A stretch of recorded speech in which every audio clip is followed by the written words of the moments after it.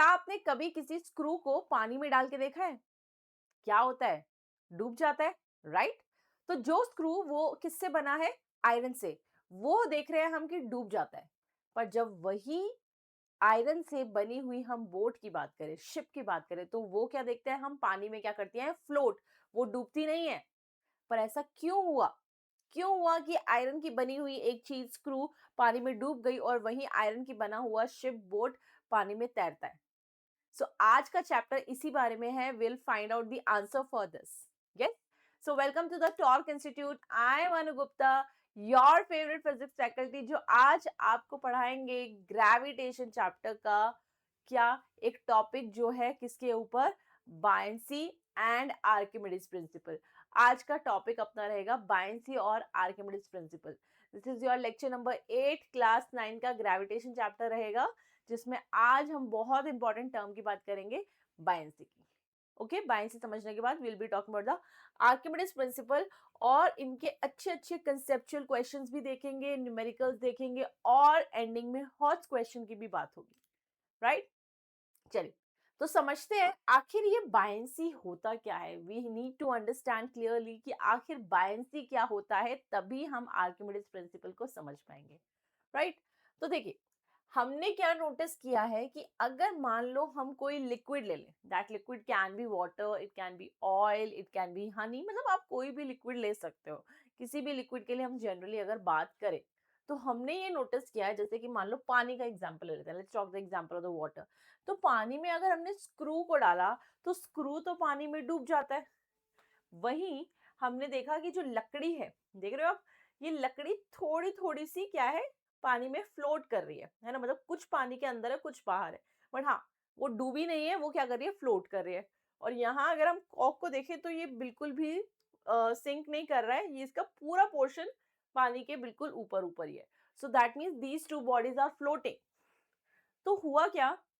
Basically, जब भी हम किसी बॉडी को पानी के अंदर डालते हैं, जब भी किसी बॉडी को पानी के अंदर डालते हैं, तो आप देखोगे उसके ऊपर ना, ये जो लिक्विड होता है ना, ये ऊपर की तरफ फोर्स लगाता है ना? जैसे आपने कभी देखा हो तो, जैसे अगर हम बात करें नहाते हुए हम बकेट में क्या भर लेते हैं? पानी भर लेते हैं. तो उसके ऊपर ना, उस पे आप मग डाल के देखा करो. मग, खाली मग डालो, तो वो आप देखोगे कि जो मग है ना, वो ऊपर ऊपर तैरता है ना?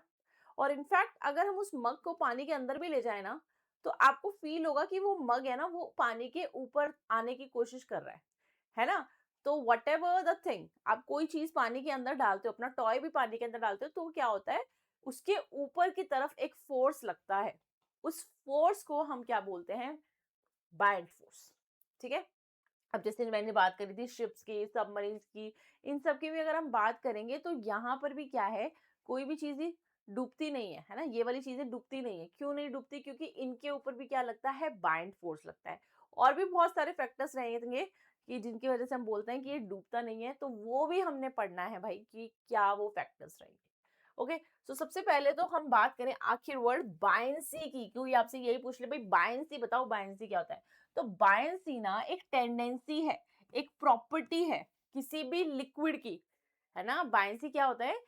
बायंसी इज द टेंडेंसी और the property of a liquid to exert an upward force on an object whatever you place in it. किसी भी ऑब्जेक्ट को अगर हम पानी के अंदर, लिक्विड के अंदर डालते हैं, तो उसके ऊपर फोर्स लगाने की प्रॉपर्टी को ही बायंसी बुलाया जाता है. ठीक है? इसको ही बायंसी बुलाया जाता है. You got this? यस. देखिए, अब बात करें कि अच्छा, हमने क्या बोला कि जब भी आप किसी लिक्विड के अंदर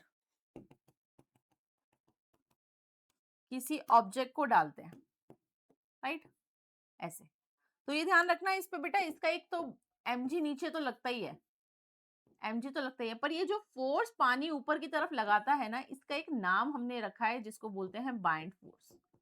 बाइंड फोर्स, जिसको हम शॉर्ट में bf भी लिख लेते हैं. और इसका दूसरा नाम क्या होता है? इसी को ही हम क्या बुलाते हैं? Up thrust. क्योंकि ऊपर की तरफ फोर्स लग रहा है ना, ऊपर की तरफ, इसलिए नाम रखा अप, ऊपर की तरफ. और थ्रस्ट मैंने आपको बताया था पिछले चैप्टर में कि फोर्स, परपेंडिकुलर फोर्स को ही हम थ्रस्ट बुलाते हैं. देखो वही वाला वर्ड यूज हो रहा है, अप थ्रस्ट. ओके. तो अब एग्जाम में आएगा बाइंड फोर्स, तो कैसे डिफाइन करेंगे? Whenever a body is immersed in a liquid partially और फुली, चाहे बॉडी को आपने थोड़ा बहुत डुबोया हो, है ना, कि शायद वो आधी पानी के अंदर है या फिर पूरी ही पानी के अंदर है या थोड़ी बहुत पानी के अंदर है, पार्शली मतलब थोड़ी बहुत पानी में डूबी हुई है, then it experiences an upward force known as upthrust और बायंड फोर्स। तो उस फोर्स का नाम हमने बायंड फोर्स रखा, और इस फिनोमेना को, है ना, इस प्रोसेस को हमने क्या बोला? बायंसी। समझ में आया? प्रोसेस को बायंसी बोलते हैं, लेकिन फोर्स का नाम अपथ्रस्ट है, बायंड फोर्स है। करेक्ट? चले, अब हमने ये तो समझ लिया कि अच्छा पानी में, लिक्विड में किसी भी चीज को डालते हैं तो उसके ऊपर अपथ्रस्ट लगता है, बाइंड फोर्स लगता है। But let's see the point कि ऐसा क्यों हुआ, what is the reason behind this कि भाई उस किसी भी बॉडी को पानी में डालते हो तो बाइंड फोर्स लगता है। देखो ध्यान से, अब जैसे इसकी बात कर लेते हैं। यहाँ पे आप क्या देख रहे हैं कि किसी भी बॉडी को डाला हमने, तो इस पे क्या एक्ट करेगा? इस पे प्रेशर एक्ट कर रहा होगा, राइट? प्रेशर एक्ट करेगा, है ना। और हमने क्या पढ़ा था प्रेशर के बारे में, कि किसी भी बॉडी पे अगर प्रेशर एक्ट करता है ना, ड्यू टू द फ्लूइड, तो वो सभी डायरेक्शन में एक्ट करता है। ओके, तो यानी कि यहाँ पे प्रेशर इधर भी लगेगा, इधर भी लगेगा, ऊपर से भी लगेगा, यहाँ भी लगेगा, तो हर जगह बॉडी पे क्या लग रहा है? प्रेशर लग रहा है ना। प्रेशर क्या होता है? Pressure is force by area. Pressure is what? Force by area. Pressure लग रहा है मतलब कहीं ना कहीं हम कह सकते हैं फोर्स एक्ट कर रहा है, ठीक है ना। अब फोर्स एक्ट कर रहा है तो बेटा ध्यान से देखना, जितना फोर्स मान लो इधर से लग रहा है, मान लो 20 न्यूटन यहाँ से लग रहा है, तो 20 न्यूटन इसका मतलब यहाँ से लग रहा होगा। तो ये फोर्सेस कैसे हो गए? Equal and opposite. तो इक्वल एंड अपोजिट होने की वजह से क्या हो जाएगा? कैंसिल आउट होगा कि नहीं? हो जाएगा ना। अब देखो, अब यहाँ पे बात करते हैं, ये वाला जो पॉइंट है ना, ये प्रेशर कहाँ लगा रहा है? ऊपर। ये प्रेशर कहाँ लगा रहा है? नीचे। पर क्या ये इक्वल है? सोचो, प्रेशर क्या इक्वल है? भाई हमने क्या पढ़ा था ना, पिछला वाला जो हमारा लेक्चर था that was about the pressure, और उसमें हमने पढ़ा था कि जैसे जैसे हम लिक्विड के अंदर जाते रहते हैं, ये जो हाइट है ये बढ़ती रहती है, तो प्रेशर आल्सो इंक्रीजेस। रिमेंबर, एक फॉर्मूला मैंने आपको बताया था, क्या बताया था? Pressure equals to rho g h. Okay बेटा, ये वाला लेक्चर के ये वाले पॉइंट समझने के लिए मैं सजेस्ट करूंगी, जिन्होंने लेक्चर नंबर 8 अगर 7 जो है नहीं देखा हो तो लेक्चर नंबर 7 देखना बेटा, इसमें आपको ये क्लैरिटी बहुत अच्छे से आएगी, और हमने बहुत अच्छे अच्छे डेली लाइफ एग्जांपल्स की भी उसमें बात करी है, तो काफी इंटरेस्टिंग लेक्चर है, जरूर उसको देखना, ठीक है ना। तो वहां से हमें क्लैरिटी आती है कि जब जितना हम डेप्थ पे जाते रहते हैं, है ना, जितना अंदर जाते रहते हैं, उतना ही ज्यादा प्रेशर बढ़ता रहता है। यानी कि ये जो पॉइंट है जहां पे हम देख रहे हैं, मान लो ये प्रेशर है P1, है ना, और इसका प्रेशर यहाँ पे मान लेते हैं P2, तो P2 ज्यादा नीचे है, P1 ऊपर है, तो हम यहाँ पे कह सकते हैं इसका मतलब P2 जो है, जो P2 है वो ज्यादा है P1 के कंपैरिजन में, क्योंकि वो ज्यादा नीचे है। और अगर प्रेशर P2 का ज्यादा है तो ऑटोमेटिकली बेटा एरिया तो यहाँ पे और यहाँ पे सेम ही है ना, ये देखो एरिया तो सेम ही है, तो यानी कि हम कह सकते हैं जो F2 फोर्स होगा वो ज्यादा होगा F1 के कंपैरिजन में, है ना। यानी कि ऊपर लगने वाला फोर्स, ये लगने वाला फोर्स F2 ये ज्यादा है, और नीचे लगने वाला फोर्स कम है। तो ऊपर लगने वाला फोर्स ज्यादा हुआ मतलब कि ऊपर की तरफ बॉडी जाएगी, और उसी फोर्स को हमने क्या बुलाया? Bind force. समझ में आया? तो रीजन क्या है बाइंड फोर्स का? Why the bind force is acting? क्योंकि हम जानते हैं नीचे की तरफ प्रेशर ज्यादा होता है कंपेयर टू ऊपर, है ना। तो हम कह सकते हैं नीचे का वाला जो फोर्स है वो ज्यादा है ऊपर वाले के कंपैरिजन में, इसीलिए बाइंड फोर्स लगता है। ठीक है, यहाँ तक क्लियर है? ओके, सो बेटा हम लोगों ने अभी तक क्या बात करी? अब तक हमने ये बात करी कि भाई बायंसी क्या होता है। बायंसी एक प्रॉपर्टी है, एक फिनोमिना है, ठीक है, जिसमें हम देखते हैं कि बॉडी क्या करती है? ऊपर आती है, ठीक है। या फिर हम कह सकते हैं कि बॉडी पे अपथ्रस्ट लगाया जाता है। अब ये अपथ्रस्ट को ही क्या बुलाते हैं? बाइंड फोर्स, ठीक है। अब देखिए, now let's see the next word जिसको बोलते हैं apparent wait. Let's see the next word क्या बोलते हैं, जैसे एपरेंट वेट। अब ये एपरेंट वेट क्या होता है? हमने ये बोला, जैसे मान लो कोई बॉडी हमने एयर में मेजर करी, जैसे मैंने कहा चलो एक काम करते हैं ना, इसको ना अभी ना इसका वेट मेजर करके देखते हैं। लेट अस सपोज हमने बोला इसका वेट कितना है? 10 न्यूटन। 10 न्यूटन वेट आया इसका, ठीक है। तो इसको क्या बुलाते हैं? Real weight. Real weight, let us suppose ये कितना आ गया 10 न्यूटन, ठीक है। अब हमने कहा इसी बॉडी को हम ना पानी के अंदर डाल देते हैं, है ना, या किसी लिक्विड के अंदर डाल देते हैं। तो हमने क्या नोटिस किया कि अब जब हमने इसका वेट मेजर किया तो इसका वेट कितना आ रहा है ना, इसका वेट कितना आ रहा है, इसका वेट आ रहा है 8 न्यूटन, ठीक है, 8 न्यूटन।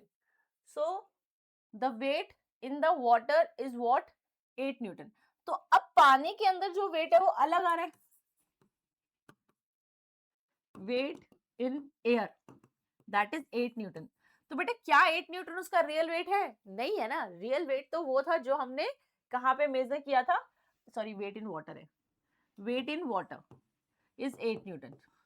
तो रियल वेट तो कौन सा है, जो हमने एयर में मेजर किया था, ठीक है, which is equal to 10 newton, और जो पानी में मेजर किया है वो 8 न्यूटन। तो यानी कि ये इसका रियल वेट नहीं है, दिस इज समथिंग डिफरेंट। ये इसका क्या है, एपरेंट वेट, एपरेंट वेट है इसका ये 8 न्यूटन जो पानी के अंदर आया, जो रियल में नहीं है, रियल में तो अलग है। ओके, तो ये एपरेंट वेट 8 न्यूटन आया, इसका मतलब वो 2 न्यूटन किधर गया? समझो बात को कि 2 न्यूटन कहाँ गया, क्यों हुआ कि अब वेइंग मशीन पे इतना वेट आ रहा है 8 न्यूटन। सो पहले क्या हो रहा था ना, नीचे की तरफ क्या ऐड कर रहा था, 10 न्यूटन, राइट। ये 10 न्यूटन की वजह से वेट आ गया वेइंग मशीन पे 10 न्यूटन। अब क्या हुआ, अगर हम यहाँ बात करें तो जैसे हमने ऑब्जेक्ट को वेइंग मशीन पे रखा, देखो नीचे क्या लग रहा था, वैसे तो 10 न्यूटन, ओके, लेकिन अब क्या हुआ, लिक्विड में रखने की वजह से इस पे क्या एक्ट करेगा, bind force. Initially it was not acting, right. अगर अब बाइंड फोर्स की बात करें तो बाइंड फोर्स यहाँ पे एक्ट करेगा, and this is what 2 Newton. तो हमने देखा बाइंड फोर्स 2 न्यूटन लग रहा है। तो इसी वजह से एपरेंट वेट कितना है, देखो ध्यान से, एपरेंट वेट यहाँ लिख रही हूँ मैं, एपरेंट वेट देखो।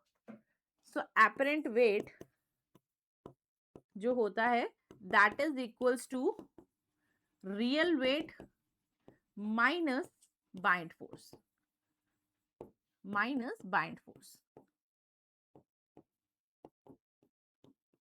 ओके। तो यहाँ पे क्या हुआ, रियल वेट कितना था 10 न्यूटन, बाइंड फोर्स कितना था 2, सॉरी हाँ 2, तो इसीलिए एपरेंट वेट कितना आ गया 8 न्यूटन। Is it clear? तो एपरेंट वेट रियल वेट नहीं होता है। एपरेंट वेट कौन सा वेट होता है कि जब हम रियल वेट में से बाइंड फोर्स जो बॉडी पे लगता है आप उससे माइनस कर दो, तो आपको जो वेट मिलेगा ना वो कहलाता है एपरेंट वेट, वो कहलाता है क्या, एपरेंट वेट। तो कैसे निकालते हैं, देखो इस तरह से, ओके। एक दो पॉइंट्स और अगर हम ऐड करना चाहें तो ऐसे ऐड करेंगे इसमें, ठीक है, मैं लिख देती हूँ थोड़ी बहुत और बातें। तो यहाँ पे हमने क्या बोला, we are saying this real weight is equals to what, weight in, वैसे बेटा एक्चुअली तो वेट इन वैक्यूम होगा, वेट इन एयर नहीं, ठीक है ना, क्योंकि एयर भी, air is what, air is fluid, fluid fluid है तो फिर वो भी तो बाइंड फोर्स लगाएगी ना, तो इसलिए वेट इन वैक्यूम। बट हम लोग जनरली अगर वेट इन एयर भी लिख दे, है ना, क्योंकि यूजली बुक्स में कंसीडर नहीं करते ज्यादा इसका बायंसी, तो 10 न्यूटन आप लिख सकते हो, ठीक है, इस तरह से हो जाएगा। क्लियर है सबको? ओके, तो ये थोड़ा फॉर्मूला इंपॉर्टेंट है, ये सब याद रखेंगे।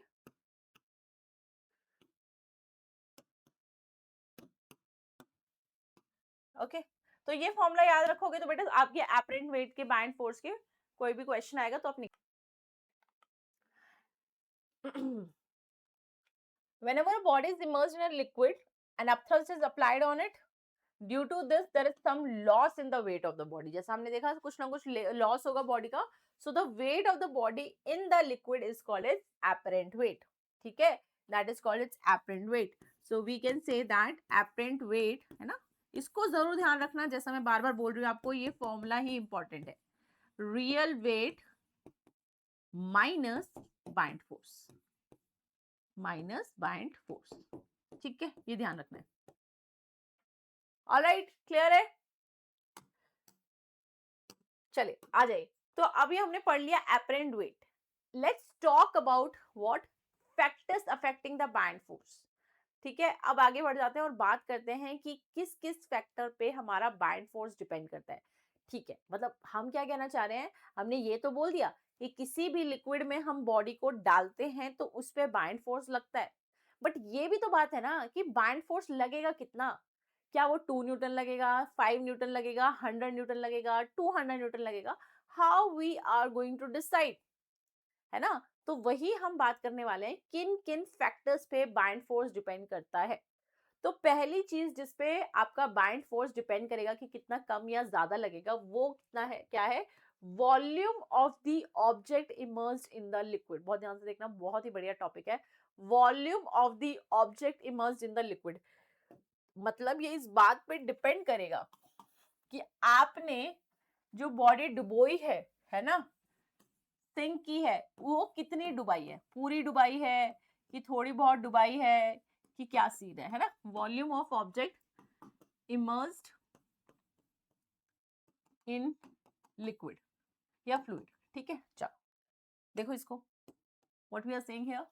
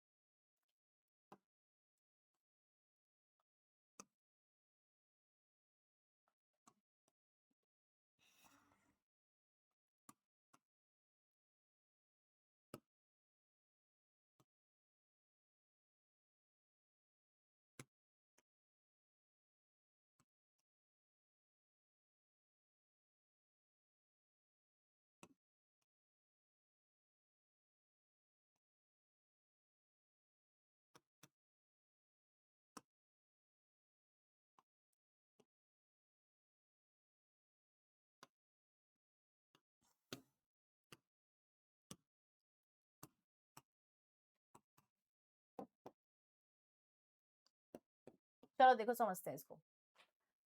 अब यहाँ पे हमने बात करना है कि कितना हमने बॉडी को इमर्स किया है पानी के अंदर। देखो पहले वाले केस में आप देखो, यहाँ पे ना हमने कितना बॉडी का पोर्शन इमर्स किया हुआ है, इतना पोर्शन, ठीक है ना? ये पोर्शन पानी के अंदर है, लेकिन ये पोर्शन पानी के बाहर है। तो जितना पोर्शन पानी के अंदर है, उसी के हिसाब से बाइंड फोर्स लगेगा। So let's take the example कि जो पहले वाला केस है जिसमें बॉडी इतनी पानी के अंदर है, इसकी वजह से मान लेते हैं कि बाइंड फोर्स कितना एक्ट कर रहा है, 2 न्यूटन। ठीक है, अब हमने क्या किया, अगले वाले केस में हमने पानी में और डुबा दिया बॉडी को। तो जितना पानी में आप उसको एक्स्ट्रा डुबोते रहोगे, वॉल्यूम जितना बढ़ाओगे, तो बाइंड फोर्स भी उतना ही बढ़ेगा। That is 4 Newton. मान लो अब 4 न्यूटन है। अब हमने देखा कि आपने क्या किया, पानी में ही पूरा ही डुबो दिया बॉडी को। पूरा डुबोने के बाद मान लो अब बाइंड फोर्स कितना लग रहा है, 10 न्यूटन, है ना? मतलब आप क्या ध्यान रखोगे कि जैसे जैसे हम वॉल्यूम को बढ़ाते रहेंगे, पानी में वॉल्यूम को बढ़ाते रहेंगे, ठीक है ना, उतना ही ज्यादा बाइंड फोर्स लग जाएगा। ठीक है, अभी बाइंड फोर्स लग गया। अब मेरी बात ध्यान से सुनो कि अब अगर हम बात कर रहे हैं कि हमने क्या किया,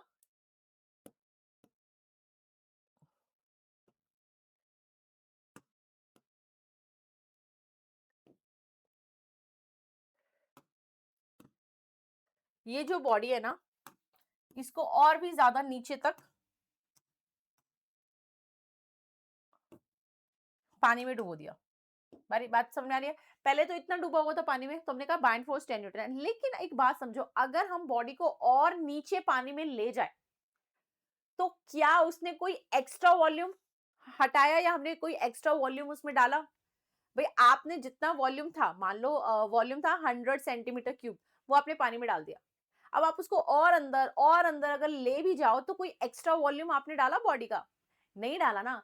तो ध्यान से सुनिए, एक बार बॉडी जब पानी के अंदर चली गई और उस पर बाइंड फोर्स लग गया 10 न्यूटन, तो अब आप उसको पानी के कितने भी अंदर ले जाओ, आपका बाइंड फोर्स सेम ही लगेगा। That will be 10 Newton only. मतलब जब तक आप धीरे धीरे वॉल्यूम बढ़ा रहे हो, वॉल्यूम धीरे धीरे पानी के अंदर एक्स्ट्रा बढ़ा बढ़ा के डाल रहे हो, तब तक तो बाइंड फोर्स बढ़ता है। लेकिन एक बार अगर पूरी बॉडी पानी के अंदर आ गई और उसके एक बाइंड फोर्स की वैल्यू आ गई, लेट अस सपोज 10 न्यूटन, अब उसको पानी के अंदर आप कितना भी डालते रहो, ले जाओ नीचे, लेकिन बाइंड फोर्स एक्स्ट्रा नहीं लगेगा। वो लग चुका है मैक्सिमम, क्योंकि आपने जितना वॉल्यूम डिस्प्लेस कर सकते थे कर दिया है। ये पॉइंट क्लियर है? ओके, ठीक है। तो इसको बोलते हैं volume of the object immersed in the liquid, कि ये इस बात पे भी डिपेंड करता है। पहली बात क्लियर है। Now second point is that कि ये इस बात पे भी डिपेंड करता है कि जो डेंसिटी है लिक्विड की वो क्या है ना। Second thing is density of liquid, कि आपने जिसमें बॉडी को डाला है उसकी डेंसिटी कितनी है, उसकी डेंसिटी कितनी है। जैसे कि अगर मैं बात करूं, आई हैव वाटर हियर, ठीक है, इस यहाँ पे क्या है, पानी है, ठीक है। तो इस केस में अगर हम किसी बॉडी को डाल रहे हैं ऐसे, तो वी आर सेइंग समथिंग कि चलो भाई इस पे बाइंड फोर्स कितना लग रहा है, मान लो let us suppose 5 newton. Okay, अब मैं आपको कह रही हूं now we are going to take the water again, but this time जो वाटर है वो कौन सा पानी है, समुद्र का पानी है। तो मैम क्या हो गया, समुद्र का पानी है तो क्या, तो आप बताओ मुझे, अगर समुद्र का पानी है, सी वाटर है, तो क्या डेंसिटी पे फर्क नहीं पड़ेगा, क्या डेंसिटी अलग नहीं होगी। जो नॉर्मल वाटर हमारे पास होता है, मिनरल वाटर, क्या उसमें सॉल्ट का कंटेंट होता है, नहीं होता ना, लेकिन सी वाटर में सॉल्ट ऐड होता है। अब सोचो, सी वाटर में सॉल्ट है, सॉल्ट होने की वजह से उसकी डेंसिटी बढ़ जाती है, और डेंसिटी बढ़ने की वजह से अब जो बॉडी पे बाइंड फोर्स लगता है ना वो भी ज्यादा लगता है। तो ये ध्यान रखेंगे कि जो बाइंड फोर्स है that is directly proportional to density, directly proportional to density. आप डेंसिटी ज्यादा रखोगे लिक्विड की तो बाइंड फोर्स भी ज्यादा लगेगा। तो अब यहाँ पर हम एक बॉडी को अगर ऐसे डाल दें तो हम नोटिस करेंगे यहाँ पे बाइंड फोर्स हो सकता है आपको कितना लग रहा हो, 7 न्यूटन सी वाटर में, ठीक है, सी वाटर में, क्योंकि डेंसिटी क्या हो गई, बढ़ गई है ना, here the density is more, rho two rho one. So what we are saying here कि rho two actually rho one से ज्यादा है इस वजह से, ठीक है। पता है एक समुद्र में जब आप स्विमिंग करते हो, जैसे अगर आप नॉर्मल स्विमिंग पूल में स्विमिंग करते हो ना, तो आप पे बाइंड फोर्स लगता है ना, हम पानी के अंदर जाते हैं तो हमारी बॉडी में फील होता है कि हाँ यार मुझे ना ऊपर ऊपर ऐसे फील हो रहा है, होता है ना ऐसा। और फिर जैसे ही अगर हम ये वाली स्विमिंग जब नॉर्मल स्विमिंग पूल में करते हैं, इसकी जगह अगर हम सी वाटर में स्विमिंग करेंगे ना, तो हमको और भी ज्यादा ऐसा फील होगा कि हम पानी के ऊपर ऊपर है, बाइंड फोर्स हमारी बॉडी पे ज्यादा लगेगा if we are in the sea water, क्योंकि वो डूबने नहीं देता। इनफैक्ट एक सी है, डेड सी के नाम से जिसे बुलाते हैं, उसमें तो क्या होता है ना, वहां पे डेंसिटी इतनी ज्यादा होती है पानी की, ठीक है, उस पे ना क्या होता है, हमारी बॉडी ऊपर ऊपर ही फ्लोट करती है, उसमें तो नीचे जाती ही नहीं, उसमें तो बिल्कुल ही अपने आप ही ऐसे लगता है कि सब कुछ पानी ही कर रहा है, हमें कुछ करने की जरूरत ही नहीं है। और भी देखो, पता है आपने नोटिस किया होगा कि जैसे ना मान लो कोई चीज ना आप पानी के अंदर से उठा रहे हो, जैसे मान लो आप स्विमिंग पूल में हो या फिर किसी नदी में हो, रिवर में हो, लेक में हो, और वहां से आपने नीचे से ना कोई पत्थर उठा रहे हो, तो जब तक पत्थर आप पानी के अंदर से उठाते रहते हो तो आपको ना वो हल्का लगता है। क्यों हल्का लगता है, क्योंकि ऊपर की तरफ ना बाइंड फोर्स पानी भी लगा रहा है। बट जैसे ही वो पत्थर पानी से बाहर आप पूरा निकाल लेते हो, अब आपको एकदम हैवी हैवी लगने लग जाता है, क्योंकि अभी वो एयर में है, और एयर में क्या फील हो रहा है, आपको उसका वेट ज्यादा फील हो रहा है, अब कोई बाइंड फोर्स नहीं लग रहा ना। लेकिन जब पानी के अंदर था तो उस पर बाइंड फोर्स भी लग रहा था, तो आपके लिए थोड़ा इजी हो गया था, क्योंकि वाटर ने भी सपोर्ट कर दिया था। समझे बात को, ठीक है। तो ये जरूर ध्यान रखना है कि जो लिक्विड्स हैं, वाटर हैं, ये सब भी बॉडी के ऊपर बाइंड फोर्स लगाते हैं, जिसकी डेंसिटी लिक्विड की जितनी ज्यादा होगी वो उतना ही ज्यादा क्या लगाएगा, बाइंड फोर्स। जैसे मान लो ये वाटर का एग्जांपल लिया, फिर हमने कहा सी वाटर की डेंसिटी और भी ज्यादा है। अब लेट्स इमेजिन, जस्ट इमेजिन करके देखो, मान लो एक ऐसे इतना बड़ा सा स्विमिंग पूल है, और उस पूरे स्विमिंग पूल में हमने पानी की जगह हनी डाला है, हनी, शहद। सोचो उस शहद में हमें अंदर जाके स्विम करना है, तो हनी की डेंसिटी कितना गाढ़ा होता है, कितना विस्कस होता है हनी, राइट। तो अब यहाँ पे अगर हम बात करें बाइंड फोर्स की हनी के थ्रू, तो वो बहुत ज्यादा लगेगा, राइट। तो अगर हम यहाँ पे देखें, लेट अस सपोज यहाँ पे हमारे पास क्या है, वी हैव हनी, ठीक है, तो हनी की डेंसिटी और भी ज्यादा होती है, तो यहाँ पे आप देखोगे कि बाइंड फोर्स इससे भी ज्यादा लगेगा। Let us suppose buoyant force कितना लग रहा है, 10 newton, that is what, 10 newton, okay. So buoyant force is this one, got it, okay. So ये वाला पॉइंट क्लियर है। So this is something is the cause of the reasons of the bind force, factors affecting the bind force, है ना. So this is the factors affecting the bind force. Okay, clear. आइए बेटा questions पे चलते हैं. जो मैंने सिखाया उसके हिसाब से बात करते हैं कुछ सवालों की. पहला सवाल क्या आया? पहला क्वेश्चन है कि क्या एयर भी बाइंड फोर्स अप्लाई करती है? बताइए, right in the comment box और मुझे बताइए आपको क्या लगता है, यस या नो, कि नहीं मैम, या फिर कोई फर्क नहीं पड़ता, क्या ही हो जाएगा. बताओ, what's the answer? So yes, bind force is applied by the air also. क्योंकि एयर क्या होता है? Air is like a fluid. Air क्या है? हमारा फ्लूइड. और हमने क्या बोला था कि fluid also applies the bind force. तो यानी कि जो हम एयर में खड़े हैं ना, एयर भी हमें ऐसे ऊपर की तरफ हम पे बाइंड फोर्स लगाया हुआ है उसने. हमको फील नहीं होता होगा, लेकिन एक्चुअली एयर ने हमें ऊपर की तरफ पुश किया हुआ है, बाइंड फोर्स लगाया हुआ है. ठीक है, चलिए एक सवाल आपके लिए. You find your mass to be 40 kg on the weighing machine. है ना, जब हम वेइंग मशीन पे खड़े हुए तो हमें अपना मास ना 42 kg लगा. अब एक बात बताओ, एक्चुअली में हमारा मास 42 kg ही है या उससे कम है या ज्यादा है? What do you think? बताओ बताओ बताओ कि 42 kg से ज्यादा मास है कि कम मास है? What do you think? बताइए बेटा. Okay, so if you are saying ma'am this is the mass, mass तो सेम ही रहेगा क्योंकि बहुत बच्चे ये आंसर करते हैं. तो सी दिस कि व्हाट वी आर सेइंग कि हमने जो अपना बॉडी का वेट मेजर किया है वो कहाँ पे किया है? एयर में मेजर किया है. ठीक है, जैसे let us suppose we are standing here on the weighing machine. ठीक है, तो वेइंग मशीन में आपका मास कितना आ रहा है? 42 kg. ठीक है, 42 kg. लेकिन एक्चुअली अब देखो हमने क्या बोला कि we are in the presence of air. तो we are in the presence of air particles, और ये एयर पार्टिकल्स कॉन्स्टेंटली हम पे क्या अप्लाई कर रहे हैं? Bind force. राइट, हमारे ऊपर कॉन्स्टेंटली क्या अप्लाई हो रहा है? Bind force, because of the air present है. तो सोचो ना, हमारा एक्चुअली वेट नीचे की तरफ ज्यादा है, लेकिन हमारे को ऊपर की तरफ पुश मिला हुआ है. समझ रहे हो बात को? तो एक्चुअली रियलिटी में हमारा वेट 42 से ज्यादा है. वो तो क्या हुआ, एयर ने हमें ऊपर थोड़ा सा उठा के रखा हुआ है, ऊपर उठा के रखा हुआ है, जिस वजह से वेट कितना आ रहा है? 42. बट एक्चुअली में हम और भी ज्यादा भारी है. मतलब पहले हम लोग को वेट का टेंशन रहता है कि वेट बहुत ज्यादा है, लेकिन रियलिटी में वेट तो और भी ज्यादा है क्योंकि हमें एयर ने सपोर्ट किया हुआ है. Okay, so what we can say here, yes. यहाँ पे हम बात कर सकते हैं मास मोर है या लेस है. So we can say that here, we can say that हमारा मास जो है it's more than 42 kg. It's more than 42 kg because the air also applies the bind force on us. Okay, right.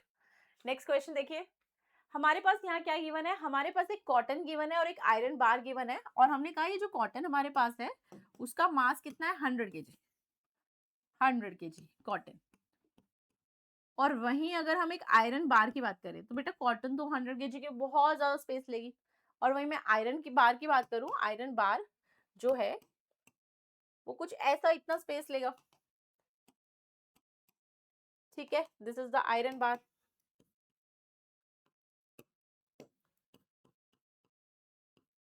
और इसका मास भी कितना है? 100 kg. अब ध्यान से सोच के बताना है. क्या बताना है? In reality one is heavier than the other. Can you say which one is heavier and why? तो ये पहले ही खुद से ही बता रहा है कि ऑल्दो 100 kg लिखा हुआ है, पर ऐसा मत बोलना कि मास सेम है मैम तो ये सेम ही होगा. नो, एक का वेट ज्यादा है, एक का कम है. आपको ढूंढना है किसका ज्यादा है और क्यों. इन रियलिटी किसका ज्यादा है और क्यों? बताओ. सो यहाँ पे किसका कंसेप्ट लगेगा? यहाँ पर अगेन बाइंड फोर्स का कंसेप्ट लगने वाला है. अब बाइंड फोर्स क्या बोलता है? बाइंड फोर्स बोलता है कि अगर आपने ज्यादा वॉल्यूम ऑफ द ऑब्जेक्ट रखा होगा तो वो ज्यादा बाइंड फोर्स लगा पाएगा. है ना, पढ़ा था ना हमने. Factors affecting the bind force क्या बोलता है? फर्स्ट पॉइंट ये था, volume of the object immersed in the fluid. तो यहाँ पे अगर हम आयरन बार को देखें तो आयरन बार जो है 100 kg आयरन बार थोड़े से स्पेस में आ जाता है, थोड़े से वॉल्यूम में आ जाता है क्योंकि उसकी डेंसिटी ज्यादा होती है, थोड़े में आ जाएगा ना, तो इसके ऊपर जो बाइंड फोर्स लगेगा वो कम लगेगा। वो क्या लगेगा? कम लगेगा, क्योंकि इसका वॉल्यूम क्या है? कम है। वॉल्यूम कम है तो बाइंड फोर्स भी कम लगेगा। लेकिन कॉटन की बात करें, 100 kg कॉटन की बात करें, तो वो ज्यादा स्पेस घेरता है, राइट? ज्यादा स्पेस घेरता है मतलब वॉल्यूम ज्यादा लेता है। वॉल्यूम ज्यादा लेता है तो इसका मतलब यहाँ पे जो बाइंड फोर्स है वो भी कैसा लगेगा? ज्यादा लगेगा। ये एयर पार्टिकल्स इस पे कॉन्टिन्यूसली क्या लगा रहे हैं? Bind force, right?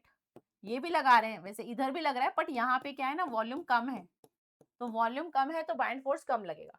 So what we can say here in the answer, हम क्या बोल सकते हैं कि cotton is heavier than iron. और वो क्यों? बिकॉज यहाँ पे हम कहेंगे कि बाइंड फोर्स किस पे ज्यादा लग रहा है? कॉटन पे ज्यादा लग रहा है, इस वजह से ऐसा होगा। ठीक है बेटे, कंसेप्चुअल क्वेश्चंस होते हैं, मेक श्योर कि ऐसे ऐसे क्वेश्चंस में आपको क्लैरिटी रहे कि हमने क्या किया है, राइट? चल आगे आ जाइए, अगला सवाल क्या है? If a body weighs W in the air, अगर हमने, देखो मैंने कराया था ना ऐसा क्वेश्चन कि अगर हमने एक बॉडी को मेजर किया एयर में, उसका वेट कितना आ रहा है? W, तो अगर हम उसे पानी में डाल दें, when it is dipped into the water, तो उसका वेट कितना आएगा? बताओ क्या पूछा है? They have asked for the apparent wait, सिखाया था ना एपरेंट वेट, वही तो पूछा है कि भाई पानी में डालने के बाद वेट कितना आएगा। तो इसमें हम क्या कहेंगे कि हमारा एपरेंट वेट का फॉर्मूला लगाएंगे हम लोग। So apparent weight is what? Real weight minus buoyant force. ये फॉर्मूला लगाइए।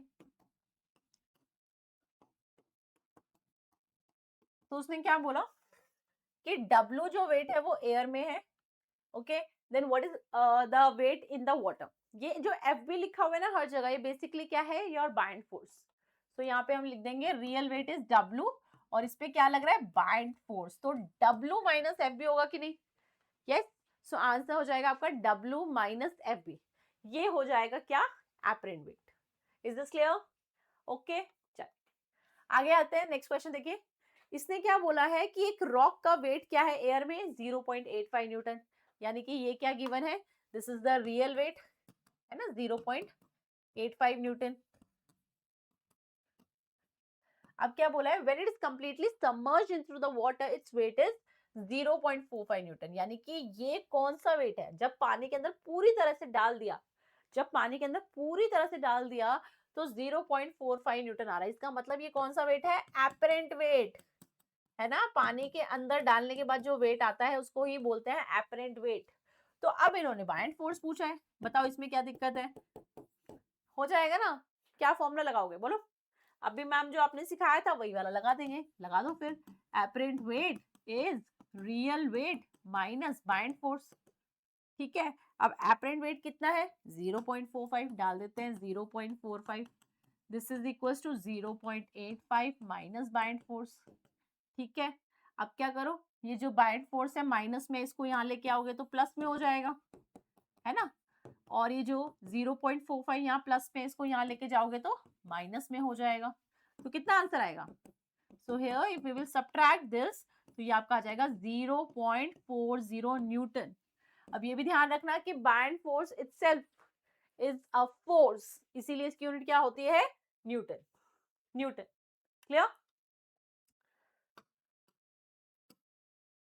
चलिए, now let's understand the term displaced liquid, कि आखिर डिस्प्लेस्ड लिक्विड क्या होता है, क्या है ये टर्म। ओके देखो ध्यान से, क्या होता है डिस्प्लेस्ड लिक्विड, क्योंकि ना ये ना अभी आपका जो नया आएगा ना आर्किमिडीज प्रिंसिपल, उसमें हमको ये टर्म समझनी पड़ेगी कि डिस्प्लेस्ड वाटर क्या होता है, ताकि वो हमें बेटर तरीके से समझ में आए। ठीक है, देखो हम क्या कह रहे हैं। आपने वो स्टोरी सुनी है, एक थर्स्टी क्रो वाली, एक कौवा, प्यासा कौवा था, सुनिए? जिसने नहीं सुनी ध्यान से सुनो, याद होगा आपको कि एक बार की बात है, एक बार की बात है, ध्यान से सुना स्टोरी। एक बार की बात है, एक ना कौवा था, कौवा मतलब crow, and he was very thirsty, मतलब कि वो बहुत प्यासा था। ठीक है, तो यहाँ पे हमारा क्रो है, ओके, पता नहीं क्रो जैसा दिख रहा है कि नहीं, बट ये क्रो है। ठीक है, इसकी चोंच थोड़ी और लंबी कर देता है। ठीक है, तो यहाँ पे हमारे पास एक क्या है? Thirsty crow. अब उसको बहुत प्यास लगी है और वो जंगल में हर जगह घूम घूम के पानी ढूंढ रहा है, पर उसको कहीं पानी नहीं मिला। लेकिन काफी दूर जाके एक जगह उसको एक मटका दिखाई दिया। मटका क्या होता है? पोट, ठीक है ना। उस पोट में उसने देखा यहाँ नीचे कुछ पानी पड़ा है, यानी कि वो पानी पी तो सकता है। पर जैसे ही वो क्रो वहां बैठा, ये देखो यहाँ पे नीचे नीचे थोड़ा सा पानी है, पर जैसे ही कौवे ने पानी पीने के लिए अपनी चोंच इसमें डाली, है ना, तो चोंच छोटी थी तो गई नहीं पानी के अंदर, तो वो पानी उसकी प्यास नहीं बुझ पाई। तो उसने अपना दिमाग लगाया, यार मैं क्या करूं, मुझे बहुत प्यास लगी है, मुझे कुछ तो करना पड़ेगा, पानी तो मुझे चाहिए ही चाहिए।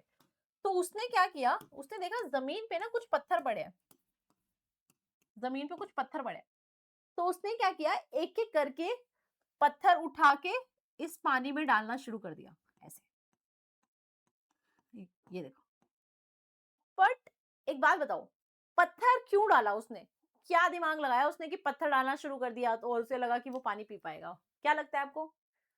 जैसे ही उसने मटके के अंदर पत्थर डालने शुरू करे, तो जो पानी है वो खिसक के ऊपर आता चला गया, है ना। क्योंकि आप देखो ना, जहां पे पानी था वहां पे आपने पत्थर डालने शुरू कर दिए, तो जो जगह पानी ने ली हुई थी वो किसने ले ली? पत्थर ने। तो पत्थर ने क्या किया, पानी को हटाया, पानी को हटा के वो खुद आके बैठ गया। फिर दूसरा पत्थर आया, पत्थर ने पानी को हटाया, वो खुद आगे बैठ गया। तो ऐसे पत्थर ने पानी को हटाते हटाते शिफ्ट कर दिया, और पानी कहाँ आ गया? पानी आ गया ऊपर, यहाँ पे, ठीक है ना। तो कौवे ने क्या किया ना, ये सारा जो वो है नीचे वाला पोर्शन पत्थर से भर दिया, और पत्थर से भरने के बाद ये जो पानी नीचे था ये कहाँ आ गया? ऊपर। तो ये जो लिक्विड शिफ्ट होके ऊपर पहुंच गया है, इसी को ही बुलाते हैं डिस्प्लेस। क्योंकि आपने इसको डिस्प्लेस कराया ना, मूव कराया, इसी को बोलते हैं डिस्प्लेस लिक्विड। समझे क्या बोला हमने? कि पहले जितना भी पानी था वो मटके के नीचे की तरफ था, नीचे की तरफ, विच वॉज नॉट अप्रोचेबल। तो इसने क्या किया, वहां पे पत्थर डालने शुरू कर दिए। जैसे हमने पत्थर डालने शुरू कर दिए तो वो पानी खिसक के कहा गया? ऊपर आ गया। इसी को क्या बुलाया हमने? Displace liquid. अरे वो तो छोड़ो, ये आप डेली लाइफ का एग्जांपल देखो ना। जैसे डेली लाइफ में हमने क्या देखा है, जैसे मान लो आपके पास ना ये ग्लास है, ठीक है। अब इस ग्लास में ना, इस ग्लास में मान लेते हैं हमारे पास क्या भरा हुआ है, कुछ लिक्विड भरा हुआ है ना। मान लो ये लिक्विड पूरा यहाँ तक भरा हुआ है। अब आपने क्या किया ना, इस ग्लास में ना बर्फ डालनी शुरू कर दी। देखा है आपने कभी? मान लो आपने एक बर्फ डाल दी, तो आपने बर्फ डाली होगी ना, तो देखा होगा कि ये जो पानी है ना ये थोड़ा और ऊपर आ जाता है। आता है कि नहीं? मतलब अपने लेवल से शिफ्ट होके ऊपर आ गया। अब मान लो आपने एक और बर्फ डाल दी, अब आप देखोगे ये पानी तो ना लीक आउट होके नीचे ही गिरने लग जाएगा। मतलब हमें बर्फ भी इस हिसाब से डालनी पड़ती है कि पानी बाहर ना जाए। आप जितना ज्यादा उसके अंदर बर्फ डालते रहोगे, कोई भी चीज डालते रहोगे, तो पानी हट हट के ऊपर की तरफ शिफ्ट होता रहेगा, है ना। ऐसे शिफ्ट होता रहता है। तो इसे ही, इसको ही हम क्या बुला रहे हैं? Displace liquid. Simple. Okay, displace liquid. भाई पहले मान लो इस कंटेनर के अंदर भरा हुआ था पानी, राइट, ये पूरा पानी भरा हुआ था, राइट। पर जैसे ही हमने इसके अंदर ये ब्लॉक को डाला, तो ये ब्लॉक क्या करता है ना, इतने पोर्शन का जो पानी था उसको हटा देता है। इसको क्या करता है? हटा देता है। तो इसी को ही हम क्या बुला रहे हैं? डिस्प्लेस वाटर या डिस्प्लेस लिक्विड। समझे?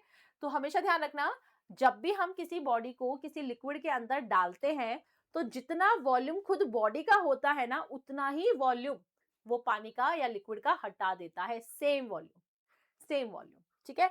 So whenever a body is immersed in a liquid, it displaces some of the liquid.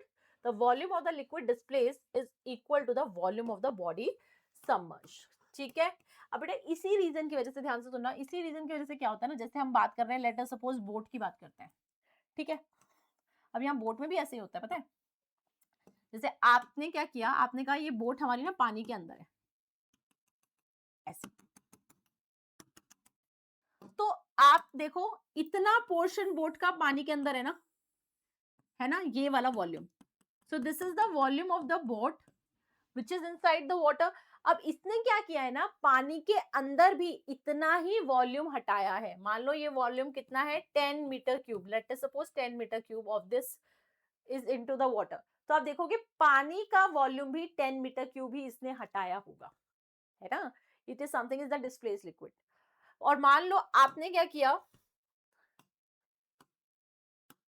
आपने ना बोट को, जैसे मान लो इस पे थोड़ा और सामान चढ़ा दिया है ना, या इस पे ज्यादा लोग बैठ गए, तो ज्यादा लोग बैठ जाएंगे तो क्या होता है ना, ये जो बोट है ये पानी के अंदर थोड़ी और ज्यादा चली जाएगी। अब देखो इतनी चली गई, अब पानी के अंदर ज्यादा चली गई, पानी के अंदर ज्यादा चली गई, मतलब इतना वॉल्यूम पानी के अंदर चला गया।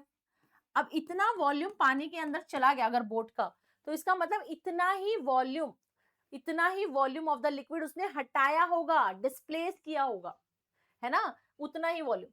तो अब ध्यान से देखो, पहले वॉल्यूम कम था, वॉल्यूम कम था तो बाइंड फोर्स भी पहले कब लग रहा था, कब लग रहा था। अब वॉल्यूम बढ़ गया, अब वॉल्यूम ज्यादा हो गया, क्योंकि लोग बैठ गए, भारी हो गया, तो वॉल्यूम पानी के अंदर वाला ज्यादा हो गया, तो अब बाइंड फोर्स भी पानी के ऊपर ज्यादा लगेगा। ये समझे बात को, अब बाइंड फोर्स भी ज्यादा लगेगा।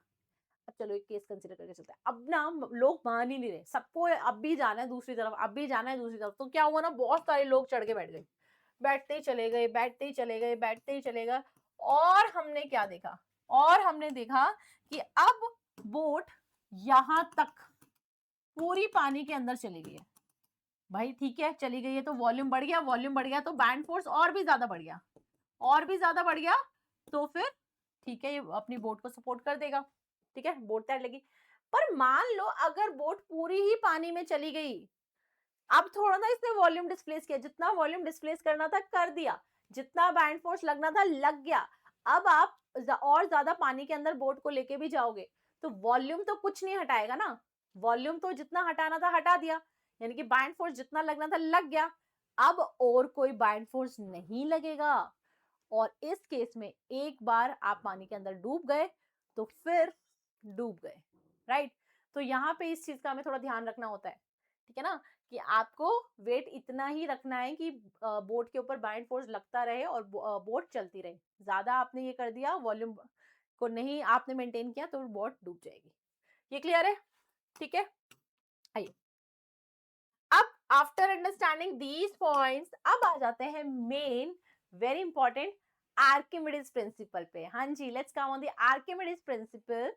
या आर्किमिडीज प्रिंसिपल क्या है, basically this was really very important, और काफी इंपॉर्टेंट एक प्रिंसिपल निकाला आर्किमिडीज साइंटिस्ट ने, जो कि फ्लूइड्स चैप्टर में काफी इंपॉर्टेंट है।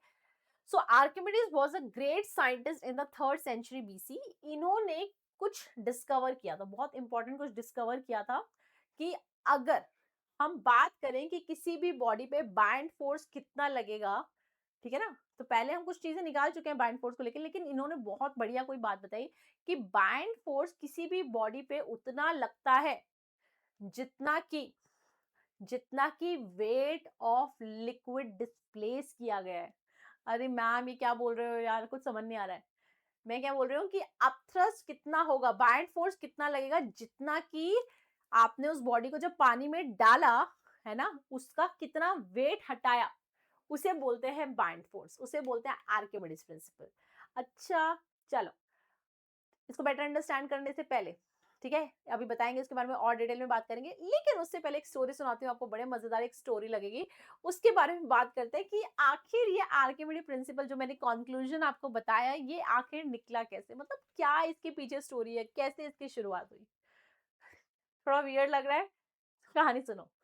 देखो, एक बार की बात है कि हम लोग बात कर रहे हैं ग्रीस की, है ना, तो he was the Greek scientist, Archimedes जो थे वो ग्रीक साइंटिस्ट थे। तो ग्रीस की बात है, एक बार वहां पे एक राजा थे, एंड वो राजा को चाहिए था कि वो ना एक मुकुट बनवाना चाहते थे, क्राउन बनवाना चाहते थे, वो भी प्रॉपर प्योर गोल्ड का, और बहुत सुंदर सा उन्हें क्या बनवाना था, क्राउन बनवाना था। तो उन्होंने क्या किया, एक गोल्ड स्मिथ को बुलाया, उन्होंने बोला कि ये इतना गोल्ड मैं आपको दे रहा हूँ, इस गोल्ड का ना एक सुंदर सा क्राउन बना के मुझे लेके आना, ठीक है। तो गोल्ड स्मिथ बोला हाँ जी मैं ले आऊंगा। तो कई दिन बाद जब वो गोल्ड स्मिथ लौट के आया और क्राउन को बना के लाया, तो एक्चुअली वो क्राउन बहुत ही सुंदर था, इट वॉज वेरी ब्यूटीफुल, बहुत सुंदर क्राउन था। राजा बहुत खुश हुआ, बट कहीं ना राजा को एकदम डाउट आया कि यार जो इसने ये क्राउन बनाया है ना, पता नहीं मुझे क्यों लग रहा है कि उसने उसमें पूरा गोल्ड यूज नहीं किया, कहीं ना कहीं इसने सिल्वर वगैरह मिला के ना कुछ तो गड़बड़ किया है, उसे बड़ा डाउट हो रहा था। पर अब वो कैसे चेक कर पाता कि उसमें सिल्वर मिलाया है कि नहीं मिलाया, उसके लिए उसे ना क्राउन को तोड़ना पड़ता, मेल्ट करके फिर चेक करवाना पड़ता। लेकिन वो बिल्कुल ऐसा नहीं चाहता था, क्योंकि जो क्राउन बना हुआ था वो दैट वाज वेरी ब्यूटीफुल। तो वो बिना क्राउन को ब्रेक किए, बिना क्राउन को तोड़े या मेल्ट किए पता लगाना चाहता था कि क्या गोल्ड स्मिथ ने कोई चोरी तो नहीं की, क्या उसने उसका कोई गोल्ड तो नहीं मार लिया और सिल्वर मिला दिया हो। तो वो बड़ा टेंशन में आ गया गोल्ड। तो अब राजा ने क्या सोचा कि अब इसका सॉल्यूशन क्या करें, क्या करें? तो उन्होंने उस टाइम पे ये जो बहुत फेमस अपने साइंटिस्ट थे, मैथमेटिशियन थे, आर्किमिडीज वहाँ के, उनको बुलाया। चलो कि आइए बेटा, आर्किमिडीज को दरबार में बुलाते हैं और उनसे पूछते हैं कि यहाँ पे क्या करें। तो आर्किमिडी ने पूरी बात सुनी, समझी, ठीक है, लेकिन वो इंस्टेंटली सॉल्यूशन नहीं दे पाए, उनको नहीं समझ में आया क्या करें। तो उन्होंने राजा से कुछ टाइम मांगा, ठीक है, कि राजा मुझे कुछ टाइम दीजिए, मैं सोचता हूँ, करता हूँ। तो वो काफी टाइम तक इसके बारे में एनालाइज करते रहे, सोचते रहे, कई दिन निकल गए, बट कुछ समझ में नहीं आ रहा था उन्हें। तो एक दिन क्या हुआ, एक दिन आर्किमिडी नहाने के लिए बाथटब में गए, है ना। वहां पे पुराने जमानों में भी लोग बाथटब में नहाया करते थे, ठीक है ना। तो वो बाथटब में गए। अब बाथटब में बाई चांस ऐसा हुआ कि उन्हें नोटिस हुई ये चीज कि देखो बाथटब कैसा होता है। मैम ऐसा नहीं होता है, अच्छा ठीक है, ठीक है,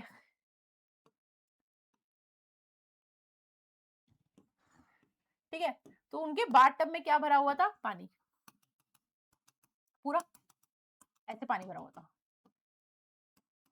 सो आर्किमिडी जैसे ही उन्होंने अपना पैर पानी के अंदर रखा, तो उन्होंने देखा यार जैसे ही मैंने अपना पैर पानी में रखा, तो पानी तो निकलने लग गया बाहर, है ना, पानी ऊपर आने लग गया, है ना, पानी ऊपर आने लग गया। और आप कहोगे कि अगर ज्यादा मंदा चल जाता तो पानी क्या होता है, बाहर भी निकल के गिर जाता है, होता है ना। तो उन्होंने एक चीज नोटिस करी, अरे ये क्या, मतलब ऐसा होता है कि अगर हम किसी लिक्विड के अंदर कोई चीज को डिप करते हैं, कुछ चीज को डालते हैं, तो वो क्या करता है, जितना आपने पोर्शन डाला है उतना ही वॉल्यूम, जितना वॉल्यूम आपने डाला, उसने अपना पैर डाला तो पैर का कुछ वॉल्यूम था, तो जितना वॉल्यूम पैर का था उतना ही वॉल्यूम ऑफ वाटर डिस्प्लेस हो गया, है ना। तो उसे ये चीज सुन के, सोच के बड़ा खुशी हुई, वाओ ये क्या हो गया। वो चिल्लाने लगा, eureka eureka eureka, what is it mean, इसका मतलब होता है I found it, I found it. उसे इतना अच्छा लगा है सोच के कि मुझे मुझे पता चल गया कि कैसे निकालना है ना, कि volume of the object is equals to the volume of the liquid displace. ये कंसेप्ट मैं लगा सकता हूँ और इससे ये आंसर फाइंड आउट हो जाएगा कि उसने जो गोल्ड है उसमें मिलावट करी है या नहीं। तो जैसे उसे ही समझ में आया, वो फटाफट से कहते हैं कि जैसे वो ढका रहा था, जैसे भी वो पोजीशन में था, वैसे ही भागा फटाफट फटाफट फटाफट दरबार में बताने के लिए, और पूरे जगत में, पूरे संसार में यूरेका यूरेका यूरेका ऐसे बोलते बोलते वो दरबार तक पहुंचा। और उसने अपना एक्सपेरिमेंट करके राजा को दिखा दिया कि जो गोल्ड का क्राउन है वो एक्चुअली उसमें पूरा गोल्ड नहीं मिला है, उसमें सिल्वर भी मिलाया गया है, उसमें घाटा किया गया है और राजा के साथ धोखा हुआ है। और राजा को जैसे ये बात पता चली कि उसके साथ गोल्डस्मिथ ने धोखा किया है, उसने उसको सजा दी। तो यहाँ पर इस तरह से पता चल पाया कि आखिर कैसे कैसे हम लोग ये चीज की इम्प्योरिटी को भी पता लगा सकते हैं कि इस चीज में इम्प्योरिटी है या नहीं है। And because of the Archimedes scientist it happened. So finally जो भी हमने स्टोरी सुनी, सब कुछ हमने देखा, तो उससे हम बेसिकली क्या कंक्लूड कर पाए, देखिए ध्यान से, कंक्लूजन इज वेरी इंपॉर्टेंट, क्योंकि वही हमें एग्जाम में भी लिखना है, वही हमें यूज भी करना है। क्या कंक्लूजन है कि किसी भी बॉडी पे जो अपथ्रस्ट लगता है या जो बाइंड फोर्स लगता है, वो किसके इक्वल होगा, weight of the liquid displace के, weight of the liquid displace. ध्यान से देखो, जैसे मैंने बोला आपको, समझते हैं इसको थोड़ा सा। जैसे मान लो ये लिक्विड है, अब इसके अंदर हमने मान लो ये बॉडी डाल दी, ठीक है। अब हम क्या कह रहे हैं, ये बॉडी अगर आप पानी के अंदर डालोगे भाई, तो इसके ऊपर क्या लगता है, हमें क्या पता है इसके ऊपर क्या लगता है, बाइंड फोर्स, ठीक है, लगता है ना बाइंड फोर्स। तो हम कह रहे हैं ये बाइंड फोर्स कितना लगता है, जब आपने इस बॉडी को पानी के अंदर डाला, पानी के अंदर डाला, तो उसने क्या किया ना, पानी का इतना पोर्शन हटाया होगा, इतना पोर्शन पानी का हटाया होगा, मतलब इतना पोर्शन डिस्प्लेस किया होगा। तो हमने कहा एक काम करते हैं, ये जो पोर्शन आपने डिस्प्लेस किया, ये है ना, वो डिस्प्लेस किया गया क्या, वाटर, लिक्विड, इतना डिस्प्लेस किया गया है। तो अगर मैं बोलूं कि एक काम करो ना भाई, इसका ना एक बारी ना वेट मेजर कर लो, वेट, तो ये जो लिक्विड है उसका जितना वेट है उसे ही हम क्या बुलाते हैं, weight of the liquid. What we are saying, ध्यान से सुनो दोबारा से, कि जब हम किसी बॉडी को लिक्विड में डालते हैं, जब हम किसी बॉडी को लिक्विड में डालते हैं तो उसके ऊपर क्या लगता है, बाइंड फोर्स लगता है। अब ये बाइंड फोर्स कितना लगेगा, जितना कि पानी उसने हटाया है, जो लिक्विड उसने हटाया है उसका जो वेट होगा, उसका जो वेट होगा उसके इक्वल लगता है। ठीक है, अगर उसका वेट उसने ज्यादा हटाया होगा लिक्विड का तो बैंड फोर्स ज्यादा लगेगा, अगर उसने weight of the liquid space कम किया होगा तो बैंड फोर्स कम लगेगा, राइट। और ऑटोमेटिकली लॉजिक थोड़ा वॉल्यूम से भी बैठते हैं, आप ज्यादा वॉल्यूम हटाओगे पानी का, जैसे शिप बोट जितना ज्यादा वॉल्यूम हटाएंगे पानी का उतना ही ज्यादा वेट ऑफ लिक्विड डिस्प्लेस होगा, तभी तो उस पे बैंड फोर्स ज्यादा लगेगा और शिप बोट्स ये सब फ्लोट कर पाएंगे।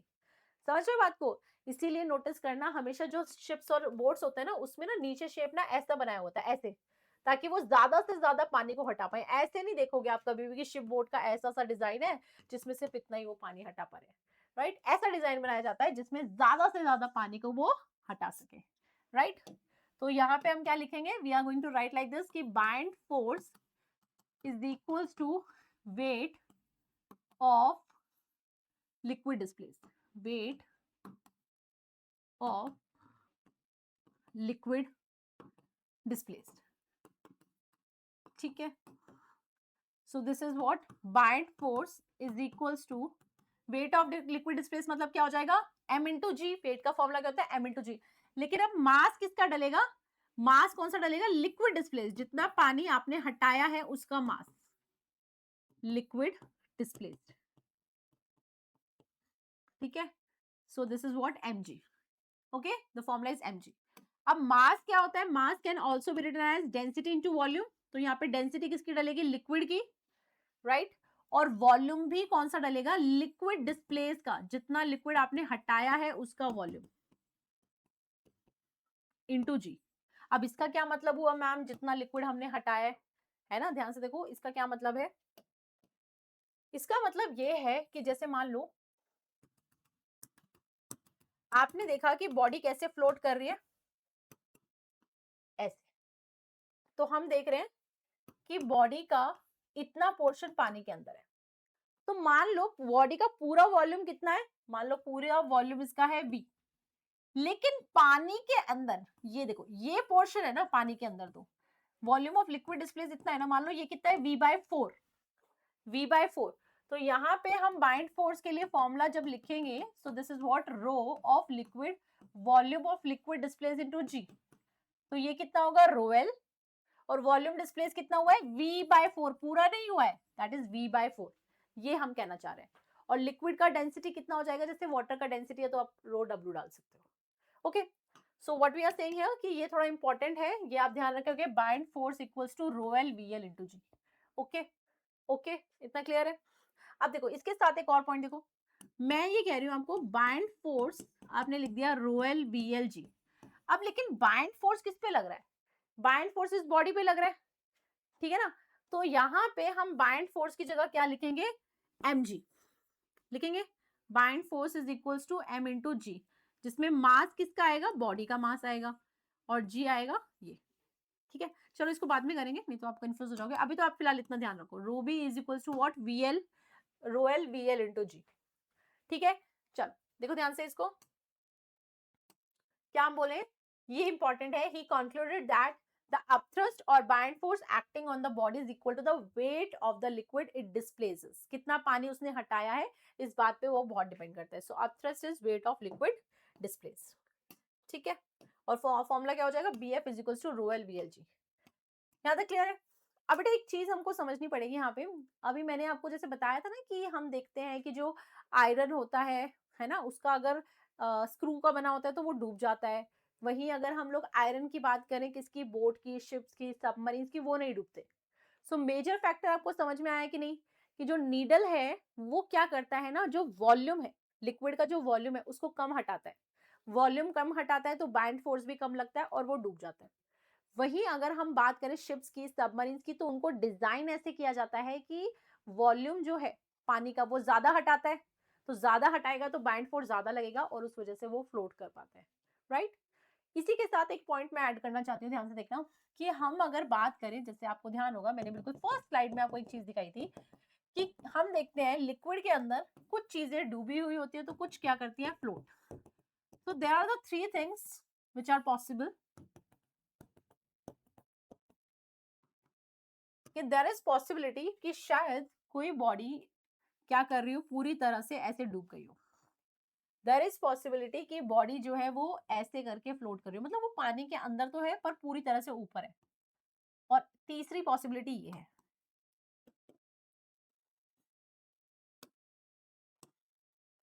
ठीक है, समझ में आ रहा है?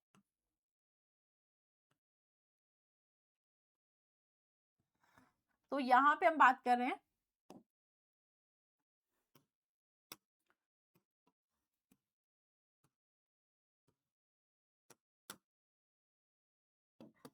कि देखो, यहां पे हम बात कर रहे हैं कि अगर डेंसिटी ऑफ बॉडी ज्यादा होगी डेंसिटी ऑफ लिक्विड से, है ना, अगर बॉडी की डेंसिटी ज्यादा है लिक्विड की डेंसिटी से, जैसे कि केस मान लिया हमने स्क्रू ऑफ आयरन, है ना, आयरन का बना हुआ स्क्रू, तो इस केस में क्या होगा ना, बॉडी विल सिंक, इसको क्या बोलते हैं, सिंक हो जाना, डूब जाना, ठीक है, सिंक कर जाना। अगर हमारी जो बॉडी है उसकी डेंसिटी लिक्विड की डेंसिटी से क्या है, कम है, कम है, लिक्विड की डेंसिटी क्या है, ज्यादा है। जैसे कि हनी का एग्जांपल ले लो कि हनी में अगर हमने रखा है किसी बॉडी को तो हम देखते हैं नहीं डूबती इजिली। पानी का एग्जांपल लेना है तो आप किसका एग्जांपल ले सकते हो, आप प्लास्टिक बॉटल्स का एग्जांपल ले सकते हो। प्लास्टिक बॉटल कैसे करती है ना, बिल्कुल ऊपर ऊपर तैर रही होती है, ध्यान से देखना, नदी वदी में भी देखना ऊपर ऊपर एकदम तैर रही होती है, राइट। तो यानी कि जब density of body smaller than density of liquid होता है तब वो क्या करती है, फ्लोट, फ्लोट, ओके। अब now there is a third thing, अब एक ये भी चीज नोटिस करना, एक ना फ्लोट करने का तरीका ये ऐसा भी होता है कि जिसमें बॉडी फ्लोट तो कर रही है लेकिन वो पानी के अंदर पूरी तरह से डूबी हुई है, सही है ना, इसमें क्या है, बिल्कुल पानी के ऊपर है। तो ये कब पॉसिबल होता है, जब density of B equals to density of liquid होता है, तब हम कहते हैं ये फ्लोटेशन होता है। तो ये चीजें थोड़ी सी हमको ध्यान रखनी है, ओके, ठीक है, क्लियर। तो यहाँ पे मैंने आपको पूरा कंसेप्ट सिखा दिया है, किस किस का, बायंसी का, बाइंड फोर्स का, एपरेंट वेट क्या होता है उसकी भी हमने बात कर ली, आर्किमिडीज प्रिंसिपल को भी समझा, और हमने दो चार छोटी छोटी अच्छी अच्छी स्टोरी भी सुन ली, है कि नहीं, समझा कि नहीं, ओके, सारे कंसेप्ट क्लियर है, कोई दिक्कत नहीं होनी चाहिए। क्या क्या हमने बात करी कि बाइंड फोर्स क्या होता है, जो भी लिक्विड के अंदर हम कोई चीज को इमर्स करते हैं तो बॉडी उसके ऊपर जो फोर्स लगाती है ऊपर की तरफ उसे बाइंड फोर्स बुलाते हैं, जिसका दूसरा नाम क्या है, अपथ्रस्ट है। इस फिनोमिना को क्या बोलते हैं, इस फिनोमिना को बोलते हैं buoyancy, very good, buoyancy. Apparent wait की बात करें, एपरेंट वेट क्या होता है कि अगर हम किसी बॉडी को किसी लिक्विड में डालते हैं तो उसका जो वेट हमें दिखता है उसे एपरेंट वेट बोलते हैं। कैसे निकाला जाता है, real weight minus buoyant force या फिर true wait minus buoyant force, ये फॉर्मूला लगाया जा सकता है, राइट। फिर हमने बात करी किसकी, आर्किमिडीज प्रिंसिपल की, जिसमें हमने क्या बोला कि किसी भी बॉडी पे कितना बाइंड फोर्स लगेगा वो इस बात पे डिपेंड करेगा कि जितना लिक्विड हमने हटाया है उसका वेट कितना है। So weight of the liquid displace is equals to buoyant force which is equals to rho V g, right. ये सारी बातें कर ली। फिर हमने बात कर लिया कि कौन सी बॉडी सिंक करेगी कौन सी फ्लोट करेगी, वो इन सब पे डिपेंड करता है, okay. So on the basis of that now we are going to discuss some questions. ध्यान से देखना क्या है सवाल, आपके एनसीईआरटी के सवाल पहले डिस्कस करेंगे फिर आगे जाएंगे हॉट क्वेश्चन की तरफ। बड़े चलिए, आइए देखते हैं क्या है पहला सवाल। तो इसने बोला कि अगर हमारे पास एक सॉलिड बॉडी है, ठीक है जी, एक सॉलिड बॉडी है जिसका मास भी गिवन है हमें 0.5 kg, 0.15 kg, and volume is given as 250 beta cube, ठीक है। अब हमने बेटा इसको पानी के अंदर डाला है तो वो पूछ रहा है कि वो फ्लोट करेगा कि सिंक करेगा। अब हम यहाँ पे क्या लॉजिक लगाएंगे, हम ये लॉजिक लगाएंगे कि हमने ये पढ़ा था कि अगर density of body density of water से ज्यादा होगी, है ना, तो वो क्या करेगा, फ्लोट, सॉरी सिंक, है ना, सिंक। और अगर डेंसिटी बॉडी की कम है और पानी की डेंसिटी ज्यादा है तो वो क्या करेगा, फ्लोट। तो एक काम करते हैं ना, हम ना बॉडी की डेंसिटी निकाल के देख लेते हैं। देखिए, अगर हम बॉडी की डेंसिटी निकाल के देख लें जो कि किसके इक्वल होता है, मास बाय वॉल्यूम, है ना, mass by volume. So this is equals to 0.15 divided by 250, ऐसा लिखेंगे। आप देखो डेसिमल कट करोगे तो नीचे क्या आएगा, डबल जीरो आएगा। Density is mass by volume, तो दिख रहा है आपको 15/25,000। तो ये अगर आप सॉल्व करोगे तो ये कुछ आएगा 0 पॉइंट समथिंग करके, आएगा कि नहीं, ठीक है ना। तो अब अगर हम बात करें यहाँ पे, तो ये देखो 5 3 जा 15, 5 5 जा 25, ठीक है।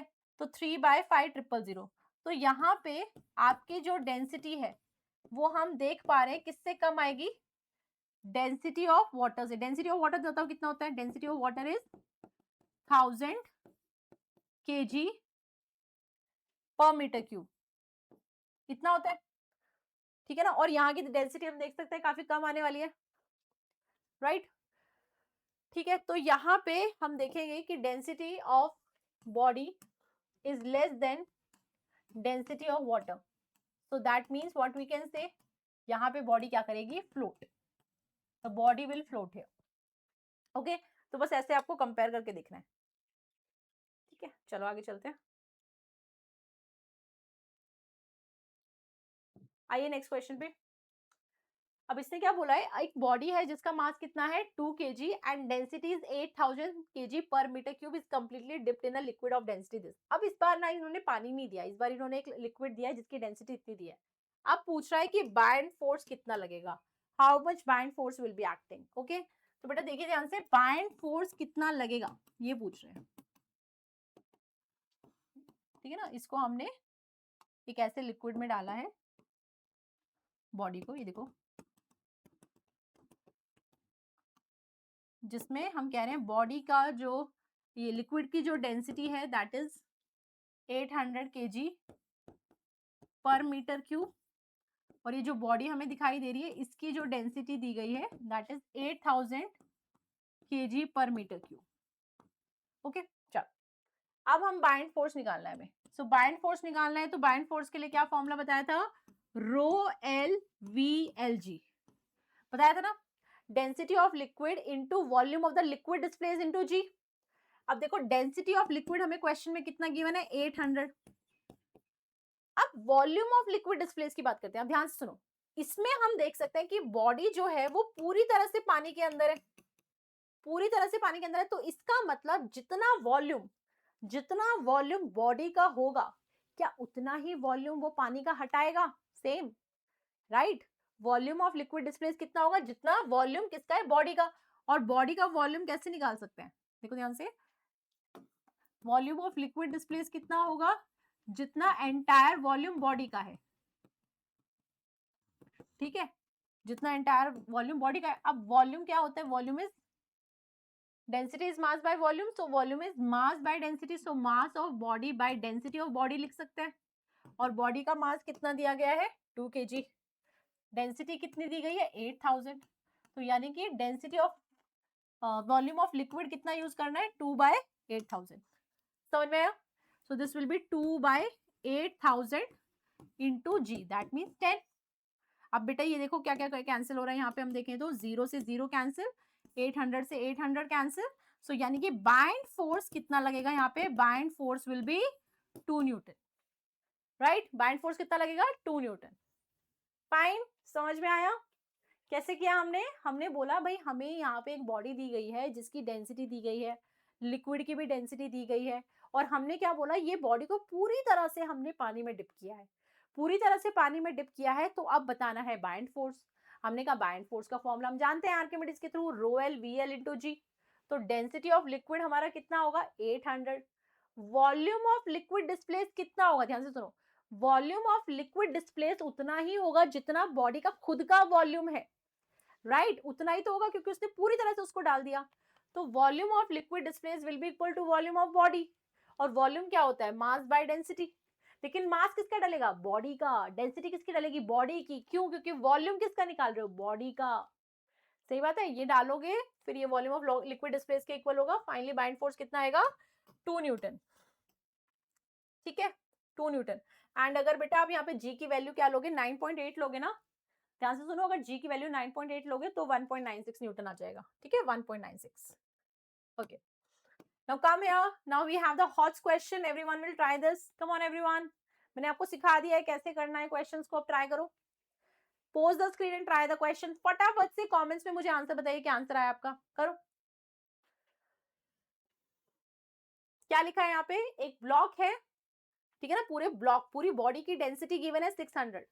उसके डायमेंशंस भी गिवन है 4 सेंटीमीटर, 5 सेंटीमीटर एंड 5 सेंटीमीटर. अब हमने कहा इस बॉडी को हमने आधा, पूरा नहीं, आधा पानी में डुबोया है. और कौन से लिक्विड में डुबोया है? 900 kg पर मीटर क्यूब की डेंसिटी में डुबोया है. तो बताना है इसके ऊपर बायंड फोर्स कितना लगेगा. ठीक है मैम. बेटा बायंड फोर्स बिल्कुल भी मुश्किल नहीं होता निकालने का. आपका कंसेप्ट क्या रहना चाहिए? सिर्फ rho L V L into g. ठीक है ना, rho L V L into g. अब डेंसिटी ऑफ लिक्विड की बात करें तो वो गिवन है हमें 900. वॉल्यूम ऑफ लिक्विड डिस्प्लेस, कितना पानी हटाया. देखो बॉडी का खुद का पूरा वॉल्यूम इतना है, लेकिन उसने पानी तो सिर्फ इतना ही पोर्शन हटाया ना जितना वो पानी के अंदर डिप हुआ है. इतना हुआ है ना पानी के अंदर डिप. तो कितना वॉल्यूम हटाया इसने? 5 × 5 × 2. ऐसे लिखेंगे ना, इट्स समथिंग लाइक क्यूबॉइड. तो ये कितना लिख दिया हमने? 5 × 5 × 2. But that is in what? That is in centimetre cube. Centimetre था ना, तो सेंटीमीटर क्यूब को मीटर क्यूब में कैसे कन्वर्ट करते हैं? मीटर क्यूब में करना पड़ेगा ना. तो 10 की पावर -6. ओके, 10 की पावर -6. और जी की वैल्यू हम क्या ले लेंगे? ठीक है ना, ऑप्शंस में हमें ऐसा दिख रहा है तो हम जी की वैल्यू 10 लेके देख लेते हैं, फिर पता चल जाएगा. ओके, तो आपको क्या करना है? बस आपको ये सॉल्व करना है. 900 × 5 × 5 × 2 × 10 can -6 × 10. That's it. So 5 5 is 25. 5 5 is 25. 25 × 2 is 50. ठीक है, तो यहाँ पे आ जाएगा आपका 50 इंटू, तो बेटा इसको मैं क्या लिख रही हूँ? 5 × 9. इसके पास क्या है? 2 0. और 50 आया था मतलब एक 10 भी है, इंटू 10 की पावर -6 × 10. देखो 5 5 is 25. 25 2 is 50. तो उसका 5 मैंने यहाँ लिख लिया, 10 यहाँ लिख लिया. इसका 10 की पावर 2 यहाँ लिख लिया, -6 और 10. ठीक है, सही से लिख के दिखाऊं? ये देखो हम क्या बोल रहे हैं, सिंपल ये कह रहे हैं बेटा 900 इंटू 25 इंटू 2 इज 50 इंटू 10 की पावर -6 + 1 कितना होगा? -5. ये हो जाएगा. अब आपको क्या करना है? इसको मल्टीप्लाई करना है. 9 5 का कितना होता है? 45. सो 45. अब क्या लिख सकते हैं इसको? 1000 लिख सकते हैं इंटू 10 की पावर -5. 1000 का मतलब क्या लिख सकते हो? 10 की पावर 3. इसको 10 क्या 3 लिख सकते हैं ना, और -5 कर सकते हैं. तो 3 - 5 कितना होता है? 3 - 5 इज 10 की पावर -2. और इसको क्या लिख सकते हैं? 0.45 न्यूटन. हाँ जी, देखो ऑप्शंस में. Yes, 0.45 newton will be the correct one. समझा आपको? तो हमने क्या किया? बस rho L B L into g तो किया, volume of the liquid displace लिखा, 5 × 5 × 2. सेंटीमीटर क्यूब में था, मीटर क्यूब में करने के लिए 10 की पावर -6 से मल्टीप्लाई करेंगे. That's how you can do this question, right? Okay, steps आ गए समझ में? किसी को कोई दिक्कत तो नहीं है? सबका क्लियर है? Okay, now one more question I have and I am giving you this question as the homework. एकदम सेम टाइप का क्वेश्चन है. सभी बच्चे इस क्वेश्चन को ट्राई करेंगे और मुझे बताएंगे what will be your answer. ठीक है, आपको कमेंट्स में आंसर इसका लिख के बताना है. ट्राई करने के बाद मुझे जरूर बताना है इसका आंसर क्या है. ठीक है, ओके एवरीवन, ये क्वेश्चन आपका होमवर्क क्वेश्चन रहेगा. आइए, now let's come on the last topic of this chapter. हाँ जी, we are coming on the last topic. ध्यान से सुनिए, क्या है last topic? Relative density. अभी तक हम लोग बात कर चुके हैं कि डेंसिटी क्या होता है. Density is mass by volume. किसी भी बॉडी की डेंसिटी निकालनी है तो हम मास बाय वॉल्यूम निकाल लेते हैं. बट ये रिलेटिव डेंसिटी क्या होता है? रिलेटिव डेंसिटी, जैसे कि इसमें वर्ड है रिलेटिव. रिलेटिव्स कौन होते हैं?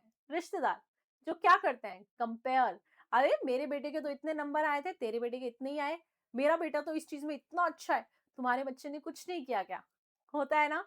तो रिलेटिव्स क्या करते हैं? रिश्तेदार क्या करते हैं? कंपेयर. इसको उससे, उसको इससे कंपेयर करते हैं. तो रिलेटिव डेंसिटी में भी हम क्या करते हैं? बॉडीज की डेंसिटी को एक स्टैंडर्ड बॉडी के साथ कंपेयर करते हैं. यहाँ स्टैंडर्ड क्या है? यहाँ स्टैंडर्ड है वाटर. मतलब हम क्या करेंगे ना, हर एक बॉडी को चुनेंगे. जैसे मैंने कहा अल्कोहल की बात करते चलो, तो अल्कोहल की डेंसिटी कितनी है वाटर के कंपैरिजन में? क्या अल्कोहल की डेंसिटी वाटर के कंपैरिजन में 2 टाइम्स है या 3 टाइम्स है? या मैं ऐसी बात करूं कि हनी की डेंसिटी कितनी है? वाटर के कंपैरिजन में क्या वो हनी वाटर जो है, वाटर से हनी 5 टाइम्स गाढ़ा है ना? 5 टाइम्स डेंसिटी ज़्यादा है, ऐसे। So we are going to compare it, है ना? जैसे मैंने बोल दिया कि जो the density of silver is 2 times the density of copper. तो वो हमने क्या किया, उसको रिलेट किया कि इसकी डेंसिटी उससे इतनी कम है या ज्यादा, लेकिन हम यहाँ बात करते हैं standard is the water. So relative density is what, it is basically the ratio, है ना? रिलेटिव डेंसिटी क्या होता है, रेशो होता है डेंसिटी ऑफ द बॉडी, जिसकी भी आपको डेंसिटी निकालनी है, upon density of water at 4 degree Celsius.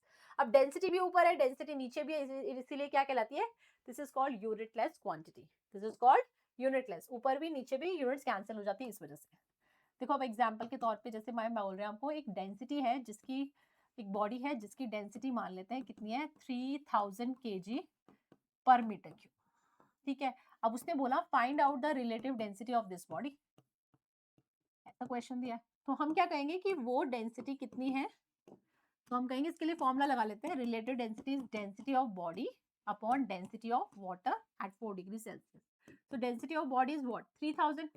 अब यहाँ पे जो हम वाटर की डेंसिटी यूज करेंगे, एक तो मैं आपको ये बता दूं कि जो बॉडी की डेंसिटी होती है ना ये वाटर की, एक तो ये होती है 1000 kg पर मीटर क्यूब, और दूसरा इसकी वैल्यू होती है 1 ग्राम पर सेंटीमीटर क्यूब।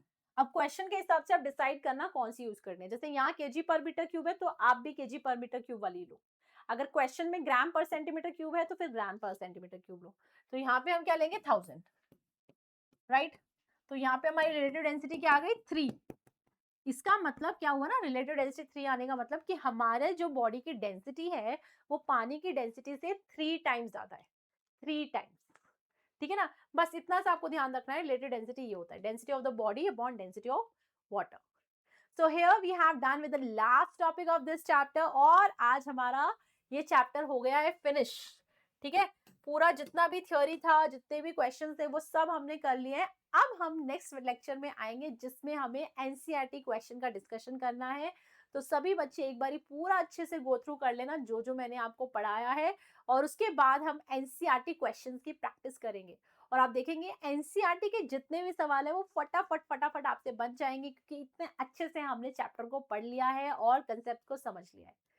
ठीक है, तो चलिए मिलते हैं अपने नेक्स्ट लेक्चर में जिसमें हम लोग एनसीईआरटी क्वेश्चंस का डिस्कशन करने वाले हैं। तो सभी बच्चे मिलना मुझे वहां पर। टिल देन सभी बच्चे अच्छे से पढ़ाई करो, मजे करो, and take care of yourself. Thank you.